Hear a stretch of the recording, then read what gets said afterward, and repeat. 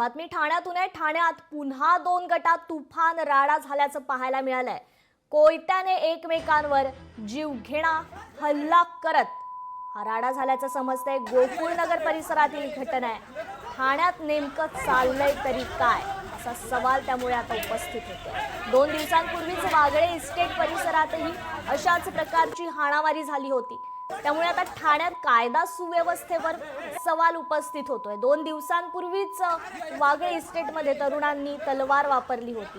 काल मात्र गोकुळनगर या परिसरात तरुणांच्या या 2 गटात तुफान राडा झाला. त्यात त्यांनी कोयत्याने एकमेकांवर जीवघेणा हल्ला केला. या घटनेचा व्हिडिओ देखील समोर आला.